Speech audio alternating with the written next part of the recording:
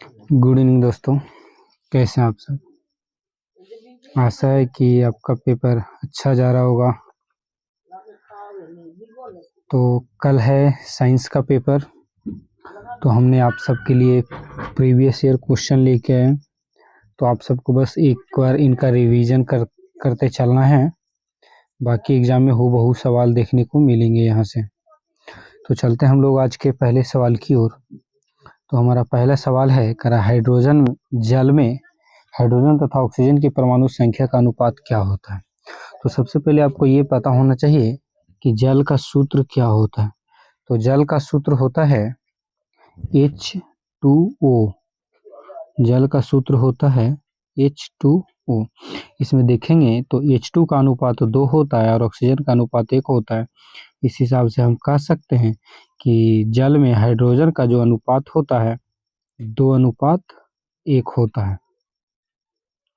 अगला सवाल, प्रकृति में ऑक्सीजन का संतुलन कैसे बना रहता है। तो प्रकृति में ऑक्सीजन का जो संतुलन है प्रकाश संश्लेषण की प्रक्रिया से द्वारा बनी होती है, क्योंकि प्रकाश संश्लेषण की अभिक्रिया के फलस्वरूप उत्पाद के रूप में ऑक्सीजन की प्राप्ति हमें होती है। अगला सवाल है, समीकरण CaCO3 + CO = CaO2 किस प्रकार की अभिक्रिया है।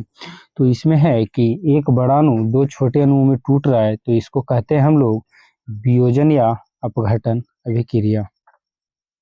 Option number A. साग सब्जियों का विघटित होकर कंपोस्ट बनना किस अभिक्रिया का उदाहरण है। तो ये ऊष्माक्षेपी अभिक्रिया का उदाहरण है। अगला, निम्नलिखित में से कौन सा उत्पाद लेड नाइट्रेट को गर्म करने पर प्राप्त होता है। तो इसमें होगा NO2 और O2, यानी ऑप्शन नंबर डी।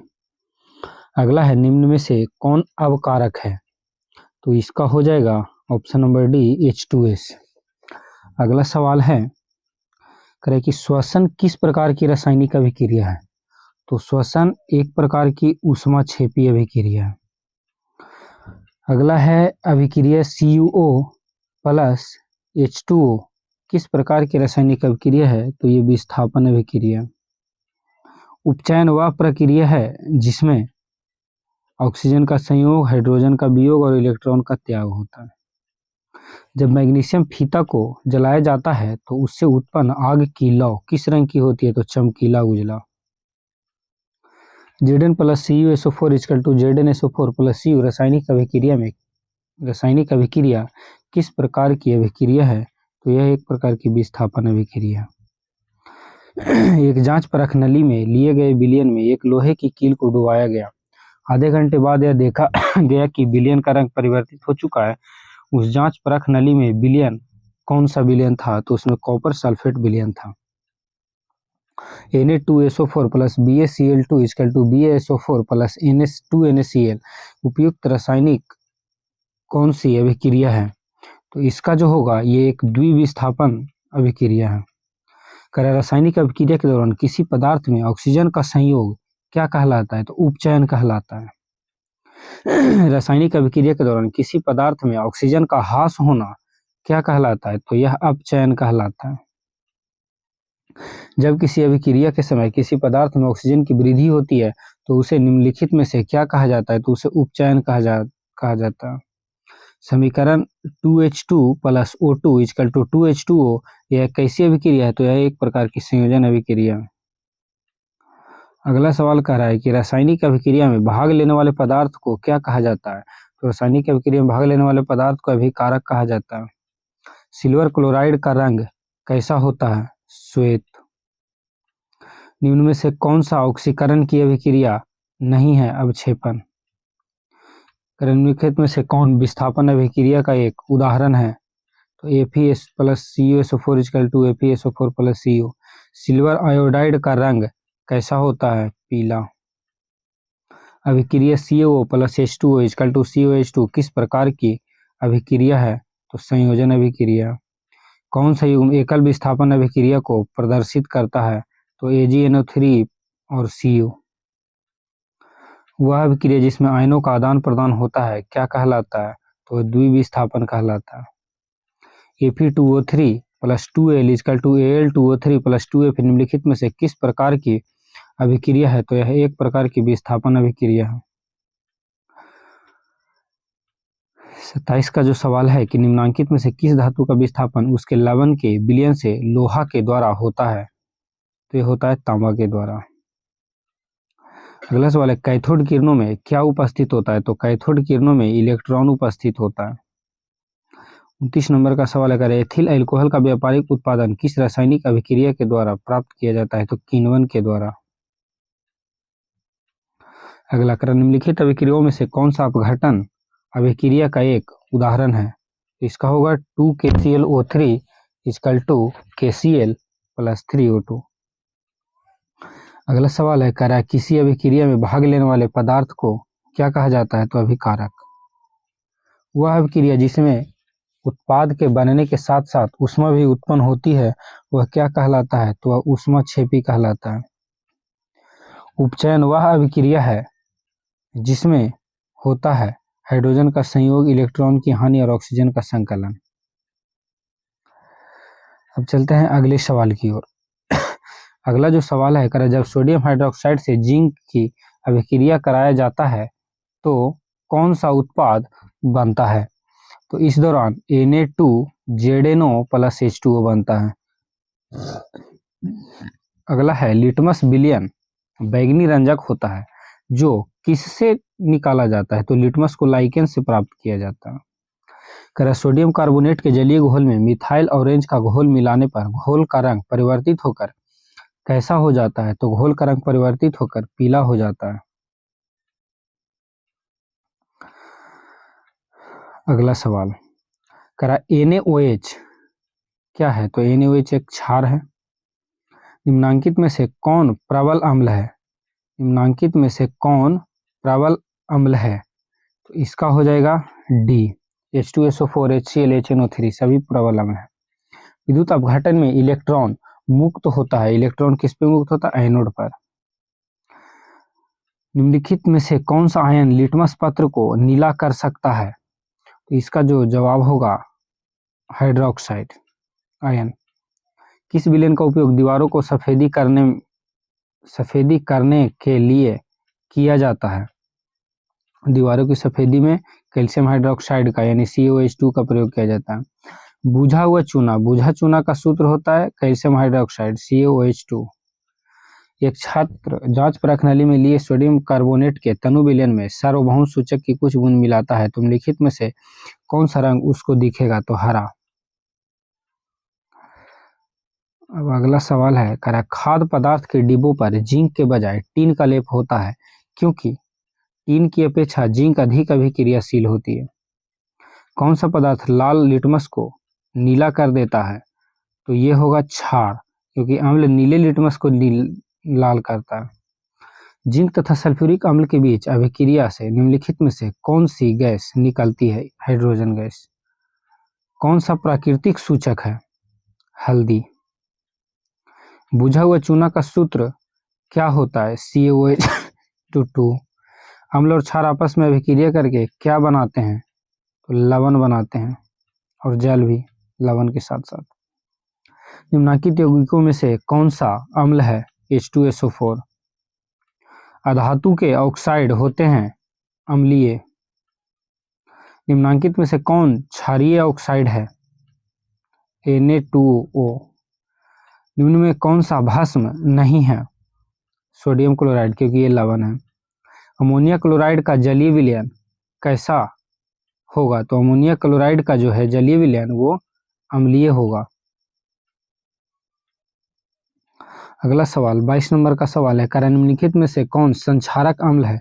सल्फ्यूरिक अम्ल। बैटरी अम्ल किसे कहा जाता है? तो बैटरी अम्ल के नाम से हम लोग सांद्र H2SO4 को जानते हैं। लौंग तेल किस प्रकार का सूचक है? तो गंधीय सूचक है। जल में घुलनशील भस्म क्या कहलाता है? क्षार। कौन सा प्रबल क्षार है? प्रबल क्षार होगा MgOH2। अम्ल के जलीय विलयन में निम्नलिखित में से क्या उत्पन्न होगा? तो हाइड्रोजन प्लस आयन। कोई विलयन लाल लिटमस को नीला कर देता है तो इस विलयन का पीएच मान क्या होगा? तो इस विलयन का पीएच मान 7 से अधिक होगा। 29 का निम्न में कौन सा दुर्बल अम्ल है? तो दुर्बल अम्ल होगा CH3COOH। अगला सवाल, बूझे हुए चूने का रासायनिक नाम क्या है? तो बूझे चूने का रासायनिक नाम कैल्शियम हाइड्रोक्साइड है, CaOH/2। निम्न में कौन से यौगिक सबसे अधिक क्षारीय होते हैं? तो Na2O। निम्नलिखित में से संश्लेषित सूचक कौन है? तो ये होगा मेथिल ऑरेंज। कौन सा पदार्थ जलीय विलयन में लाल लिटमस पत्र को नीला कर देता है? क्षार। कौन सबसे अधिक अम्लीय ऑक्साइड है? H2O।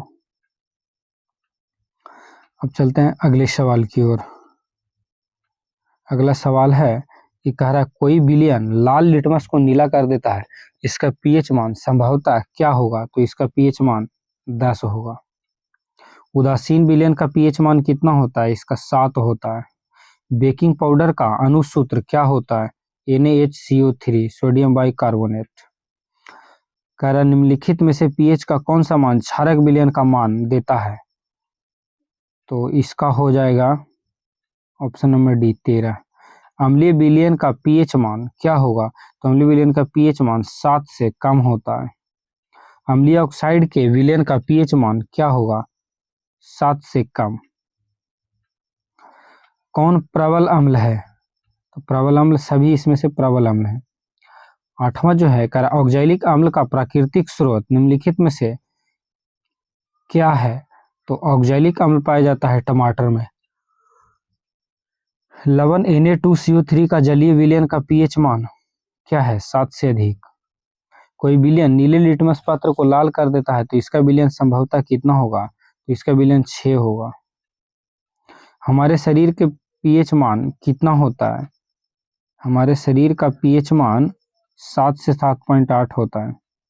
जल का पीएच मान 7 होता है। टूथपेस्ट होता है क्षारीय। मधुमक्खी का डंक एक अम्ल छोड़ता है जिसके कारण दर्द एवं जलन का अनुभव होता है। यह अम्ल होता है मेथेनोइक अम्ल। किसके कारण अम्ल वर्षा होती है? तो अम्ल वर्षा होने का कारण है सल्फर डाइऑक्साइड। टार्ट्रिक अम्ल किसमें पाया जाता है? तो टार्ट्रिक अम्ल इमली में पाया जाता है। सिरका में कौन सा अम्ल पाया जाता है? तो सिरका में एस्टिक अम्ल पाया जाता है। चींटी के डंक में पाया जाता है मीथेनोइक अम्ल। अम्लीय वर्षा का पीएच मान होता है 5.6 से कम। दही में कौन सा अम्ल पाया जाता है? तो दही में लैक्टिक अम्ल पाया जाता है। किस पीएच मान का विलयन सबसे अधिक अम्लीय होगा? तो जितना 7 से जितना कम रहेगा पीएच मान वो उतना ज्यादा अम्लीय होगा। मिल्क और मैग्नीशिया का पीएच मान कितना होगा? इसका 10.5 होता है। निम्नलिखित में संश्लेषित सूचक कौन है? संश्लेषित सूचक मेथिल ऑरेंज है।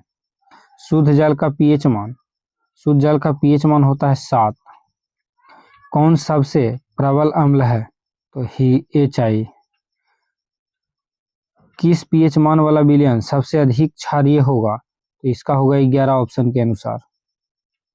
कह रहा है 27वां सवाल, किसके द्वारा औद्योगिक क्षेत्र में अम्ल वर्षा होती है? तो सल्फर डाइऑक्साइड के द्वारा अम्ल वर्षा होती है। टार्ट्रिक अम्ल पाया जाता है, तो टार्ट्रिक अम्ल पाया जाता है इमली में। गंधीय सूचक नहीं होता शकरकंद में।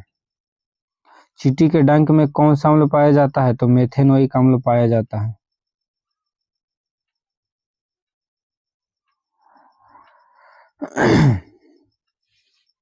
अगला सवाल, संगमरमर का रासायनिक सूत्र क्या होता है? तो CaCO3। निम्न में से कौन विजातीय यौगिक है? इसका होगा खड़िया, जिसको चौक के नाम से हम लोग जानते हैं। चौक को ही कहा जाता है खड़िया। सॉरी दोस्तों, थोड़ा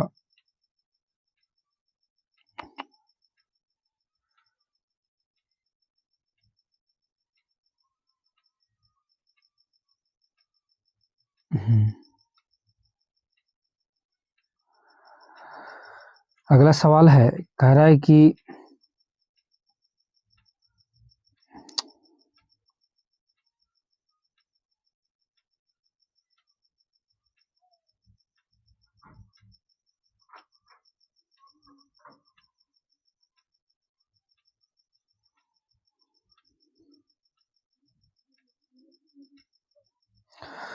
अगला सवाल है, कह निम्न में से कौन सा सही है? तो इसमें सही है Na2CO3 इंटू 10H2O। अगला सवाल है, कह रहा जब सोडियम क्लोराइड के जलीय विलयन से विद्युत धारा प्रवाहित किया जाता है तो यह वियोजित हाइड्रोक्साइड बनाता है। इस प्रक्रिया को क्या कहा जाता है? तो इस प्रक्रिया को क्लोर क्षार अभिक्रिया कहा जाता है। अगला सवाल, नीला थोथा यानी तूतिया का रासायनिक सूत्र क्या होता है? तो इसका CuSO4 इंटू 5H2O होता है। निम्नांकित में से कौन सा लवण है? तो इसका NaCl। सोडियम कार्बोनेट का अणुसूत्र क्या होता है? Na2CO3। किस रासायनिक यौगिक को गर्म करने पर प्लास्टर ऑफ पेरिस को प्राप्त किया जाता है? तो जिप्सम को गर्म करने पर। धोने वाले सोडा का रासायनिक सूत्र क्या होता है? Na2CO3 into 10H2O। खरा निम्न में से कौन सा लवण है? तो K2SO4। जिप्सम का रासायनिक सूत्र क्या होता है? CaSO4 into 2H2O। निम्नलिखित में से कौन सा गैस चूने के पानी को दूधिया कर देता है? Carbon dioxide. बेकिंग पाउडर का मिश्रण क्या होता है? तो सोडियम बाइकार्बोनेट एवं टार्टरिक अम्ल। प्लास्टर ऑफ पेरिस का रासायनिक सूत्र क्या होता है? CaSO4 into 1/2H2O। आयोडीन युक्त नमक क्या होता है? जो होता है कि सोडियम क्लोराइड और पोटेशियम क्लोराइड मिला होता है, सोडियम क्लोराइड के साथ पोटेशियम आयोडाइड भी मिला होता है, तो इसका ऑप्शन नंबर सी होगा। शल्य चिकित्सा में टूटी हड्डियों को जोड़ने में प्रयुक्त किया जाता है प्लास्टर ऑफ पेरिस को। प्लास्टर ऑफ पेरिस का रासायनिक नाम क्या है? इसका नाम है calcium sulphate hemihydrate. Soda ash का रासायनिक सूत्र क्या होता है? Na2CO3। अगला जो सवाल है, निम्नलिखित में से कौन ग्लोबर लवण का सूत्र है? ग्लोबर लवण का सूत्र होता है Na2SO4 इंटू 10H2O। विरंजक चूर्ण का अणुसूत्र क्या होता है? तो विरंजक चूर्ण का जो अणुसूत्र होता है CaOCl2। चूना जल का रासायनिक नाम क्या है? चूना जल का रासायनिक नाम कैल्शियम हाइड्रोक्साइड है। CaOCl का प्रचलित यानी कि साधारण नाम इसका क्या है? तो इसका साधारण नाम विरंजक चूर्ण है। PbOH इंटू NO3 किस प्रकार का लवण है? तो यह एक प्रकार का क्षारीय लवण है। चलते हम लोग अगले सवाल की ओर। कौन सा धातु कमरे के ताप पर तरल यानी कि द्रव अवस्था में पाया जाता है? तो इसका जो सही जवाब होगा वो होगा ब्रोमीन। दूसरा, निम्नलिखित में से किसे चाकू से काटा जा सकता है? तो इसका जवाब होगा लिथियम। अगला सवाल कौन विद्युत का सर्वोत्तम चालक है? तो इसका सर्वोत्तम चालक है चांदी।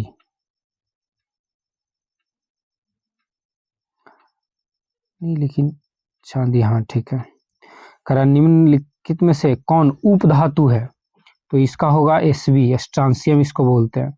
सक्रियता श्रेणी में सबसे अधिक क्रियाशील धातु कौन होता है? सबसे अधिक क्रियाशील धातु होता है सोडियम। निम्नलिखित में से कौन सबसे अधिक अभिक्रियाशील धातु है? तो इसका होगा मैग्नीशियम।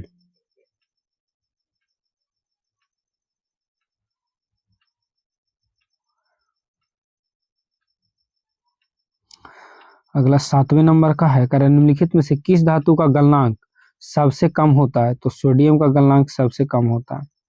कौन उप धातु है? तो गैलियम।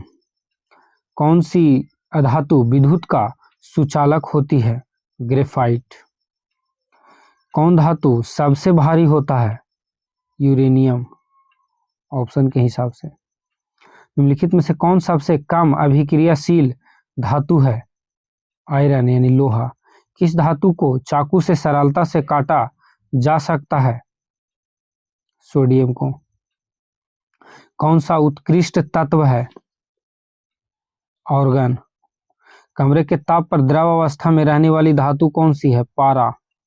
सबसे कठोर प्राकृतिक पदार्थ है हीरा। निम्नांकित में से किस धातु को केरोसिन तेल में डुबाकर रखा जाता है? सोडियम। कौन से अधातु विद्युत का सुचालक होता है? तो ग्रेफाइट। धातु की क्रियाशीलता का सही क्रम क्या है? सोडियम, मैग्नीशियम, जस्ता, कॉपर। शुष्क बर्फ का रासायनिक सूत्र क्या होता है? तो CO2, जिसको ठोस कार्बन डाइऑक्साइड कहते हैं। ड्यूरालुमिन किस धातु का मिश्र धातु है? एल्युमिनियम का। निम्नलिखित में से किस धातु को चाकू से आसानी पूर्वक काटा जा सकता है? तो सोडियम को। चलते अगले सवाल की ओर। अगला सवाल है, करा एक्वारेजिया मिश्रण में HCl एवं HNO3 का अनुपात क्या होता है? तो इसका जो अनुपात होता है 1:3 होता है। अगला है, करा कौन सबसे अधिक अभिक्रियाशील है? कॉपर। फिर निम्नलिखित में से कौन सा उत्पाद लेड नाइट्रेट को गर्म करने पर प्राप्त होता है? NO2 और O2। एल्युमिनियम पर मोटी ऑक्साइड की परत बनाने की प्रक्रिया क्या कहलाती है? एनोडीकरण। लोहा पर जिंक लेपित करने की प्रक्रिया क्या कहलाती है? गैल्वेनीकरण। धातु जो सिर्फ अम्लराज में घुलता है? सोना। Fe2O3 + 2Al = Al2O3 + 2F निम्नलिखित में से किस प्रकार की रासायनिक अभिक्रिया है? विस्थापन। अम्लराज में HCl और HNO3 का अनुपात क्या होता है? 3:1 होता है। अगला सवाल, करा हीलियम कैसा तत्व है? तो हीलियम जो है एक अक्रिय तत्व है। लोहे की परमाणु संख्या कितनी होती है? लोहे की परमाणु संख्या 26 होती है। निम्न में कौन से आयनिक यौगिक है? Calcium chloride. इलेक्ट्रॉन के स्थानांतरण से बने यौगिक क्या कहलाते हैं? सहसंयोजी। विद्युत अपघटन में इलेक्ट्रॉन मुक्त होता है एनोड पर। विद्युत अपघटनी परिष्करण में अशुद्ध धातु को बनाया जाता है एनोड पर। क्लोरीन के परमाणु की बाह्यतम कक्षा में इलेक्ट्रॉनों की संख्या कितनी होती है? 7। सल्फर परमाणु की बाह्यतम कक्षा में इलेक्ट्रॉनों की संख्या कितनी होती है? 6। सोडियम की परमाणु संख्या कितनी होती है? 11। सोना का परमाणु संख्या कितना होता है? 79। ऐसे तत्व जो इलेक्ट्रॉन को त्याग कर धनात्मक आयन बनाते हैं उन्हें कहा जाता है क्या? धातु। गंधक यानी सल्फर की परमाणु संख्या कितनी होती है? 16। निम्नलिखित में कौन अक्रिय गैस है? हीलियम। ऑक्सीजन की संयोजकता कितनी होती है? 2। निम्नलिखित में किस तत्व में संयोजी इलेक्ट्रॉनों की संख्या सबसे अधिक होती है? फास्फोरस। निम्नलिखित में से किस कारण से सामान्य नमक का जलीय घोल विद्युत का सुचालक होता है? विद्युत का सुचालक होता है, इसका होगा धनावेश एवं ऋणावेश दोनों की विपरीत दिशा में गति के कारण। निम्न में कौन सा आधातु है? फास्फोरस। कैल्शियम की परमाणु संख्या कितनी होती है? 20। सोडियम फास्फेट का अनुसूत्र क्या होता है? Na3PO4। सिलिकॉन है क्या? तो सिलिकॉन एक उपधातु है। अब चलते हम लोग अगले सवाल की ओर। अगला हमारा सवाल है, पारा किसका अयस्क है? तो पारा सिनेवार का अयस्क है। बॉक्साइड किस धातु का महत्वपूर्ण अयस्क है? तो बॉक्साइड एल्युमिनियम का अयस्क है। जस्ता का अयस्क क्या है? तो जिंक ब्लेड। जिंक ब्लेड किस धातु का अयस्क होता है? तो जिंक ब्लेड जस्ता का अयस्क होता है। क्यूप्राइट किस धातु का अयस्क है? कॉपर का।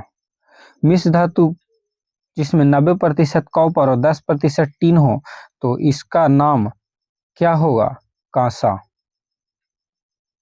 जल के वैद्युत अपघटन में कैथोड पर कौन सी गैस मुक्त होती है? हाइड्रोजन। यसद पुष्प किसको कहा जाता है? जेडेनो, जिंक ऑक्साइड। कैलामाइन निम्नांकित में से किस धातु का अयस्क है? जस्ता का। मालाचाइट किस धातु का अयस्क है? कॉपर का। अयस्क में अशुद्धि के रूप में उपस्थित पदार्थ क्या कहलाते हैं? गैंग कहलाते हैं, यानी अधात्री।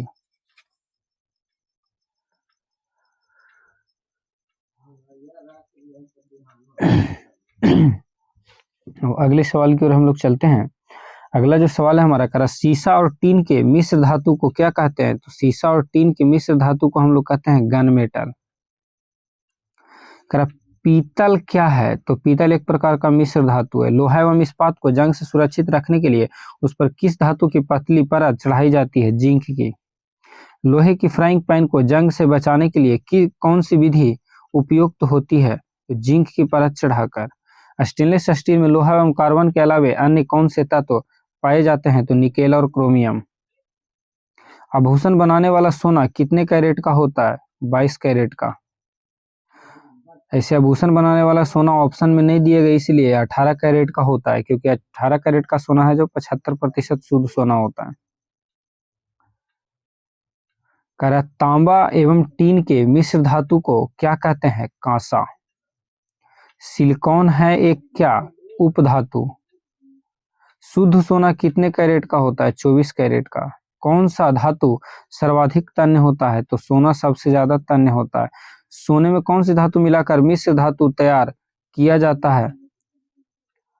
तो सोने में जस्ता कॉपर मिलाया जाता है। सोने में कॉपर मिलाकर मिश्र धातु की तैयारी किया जाता है। अगला सवाल, करा ग्लूकोज के एक अणु में ऑक्सीजन के कितने परमाणु होते हैं? तो 6 परमाणु होते हैं। करा असंतृप्त हाइड्रोकार्बन जिनमें कार्बन कार्बन परमाणु के बीच त्रिआबंध होते हैं वे क्या कहलाते हैं? एल्काइन। कार्बन की परमाणु संख्या होती है 6। इथेन में कितने सहसंयोजक आबंध होते हैं? 7। निम्न में कौन सा सहसंयोजी यौगिक है? मीथेन। कौन कार्बन का अपर रूप है? कार्बन का अपर रूप है। तो इनमें से सभी होना चाहिए था यहाँ पे, लेकिन कोई भी नहीं दिया गया। सभी, ग्रेफाइट, हीरा, फुलेरिन सभी कार्बन के अपर रूप होते हैं। कार्बन क्या है? तो कार्बन एक प्रकार का आधातु है। करा एरोमेटिक हाइड्रोकार्बन कौन है? एरोमेटिक हाइड्रोकार्बन C6H6 बेंजीन जिसको कहते हैं। C16 फुलेरिन की आकृति किसके जैसी होती है? तो ये एक प्रकार की फुटबॉल की आकृति होती है, जिसका आविष्कार बंक मिस्टर फुलेरिन ने किया था। कार्बन के कितने रवादार अपर रूप होते हैं? 3। इलेक्ट्रॉन के स्थानांतरण से बने यौगिक क्या कहलाते हैं? वैद्युत संयोजी।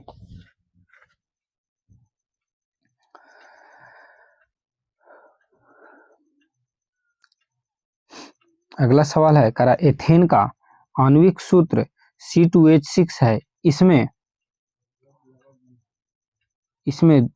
7 सहसंयोजक बंधन है। Option number B.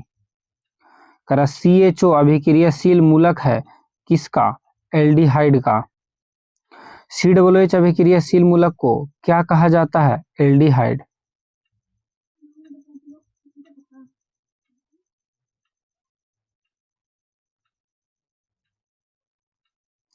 ऑक्सीजन के 2 परमाणु के बीच कितने आबंध होते हैं? 2। कार्बोनिल ग्रुप प्रतिकारक कौन है? CO।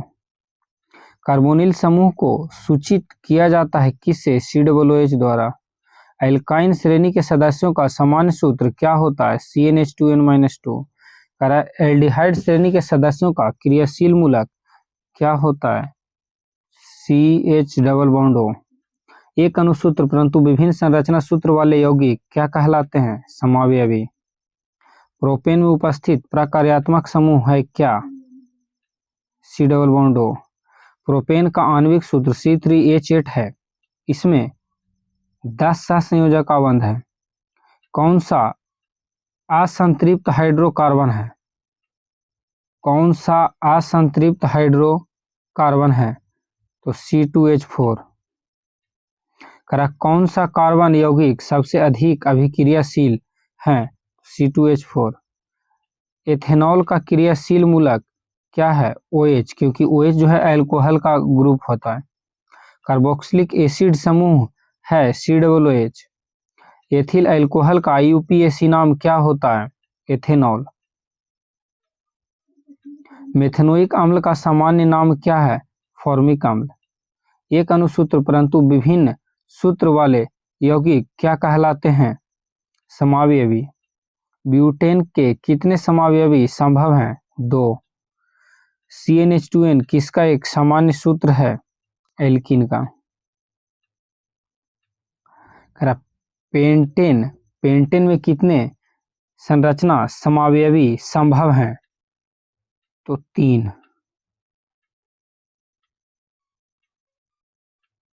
अगला प्रोपेनॉन किसका क्रियाशील मूलक क्या है? तो C double bond O। Ethyne में कार्बन कार्बन परमाणु के बीच कितने सहसंयोजक बंधन होते हैं? 3। Al4Cl3 के जल अपघटन से निम्नांकित में कौन बनता है? मीथेन। संतृप्त हाइड्रोकार्बन श्रेणी के सदस्यों को क्या कहा जाता है? एल्केन। इथिलीन है क्या? ओलिफिन। एल्केन का सामान्य सूत्र क्या है? CnH2n+2। निम्नलिखित कार्बनिक यौगिकों में कौन सा यौगिक एल्काइन है? एसिटिलीन। एल्कीन का सामान्य सूत्र क्या होता है? CnH2n। वेल्डिंग में किस गैस का उपयोग किया जाता है? Ethyne gas. अभिक्रियाशील समूह CO को क्या कहा जाता है? कार्बोनिल समूह। मीथेन के अणु का आकार कैसा होता है? समचतुष्फलकीय। कार्बनिक यौगिकों में कार्बन की संयोजकता होती है 4। निम्न में कौन संतृप्त हाइड्रोकार्बन है? एल्केन। एथिलीन का IUPAC नाम क्या है? एथीन। CH3CH2CH2OH का IUPAC नाम क्या होगा? 1 प्रोपेनॉल। ऑक्सीजन गैस के एक अणु के 2 परमाणुओं के बीच कितने आबंध होते हैं? तो यहाँ 2 आबंध होते हैं।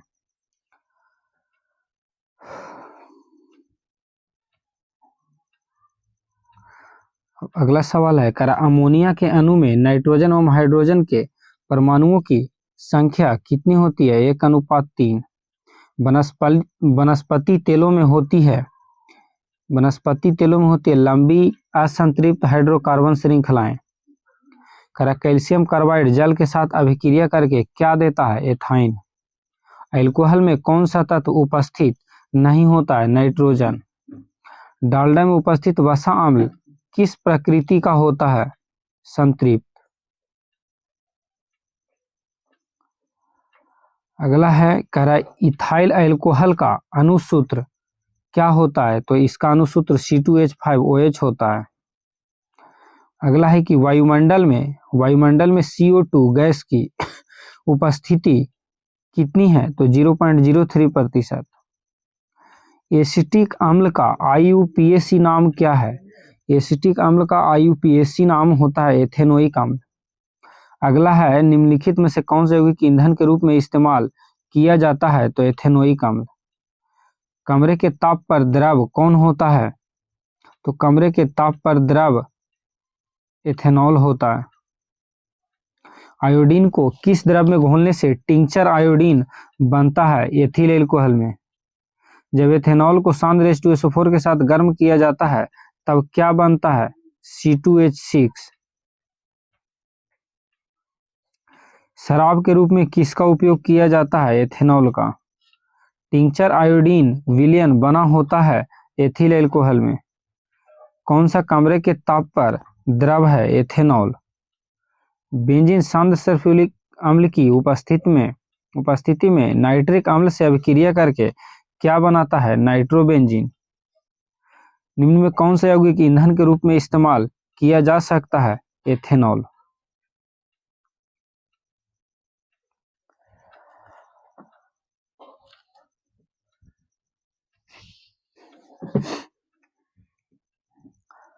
कह रहा है कि आवर्त सारणी में कितने आवर्त होते हैं? या आवर्त सारणी में क्षैतिज कतारों की संख्या कितनी होती है या आवर्तों की संख्या कितनी होती है? तो 7। आवर्त सारणी में कितने आवर्त होते हैं? 7।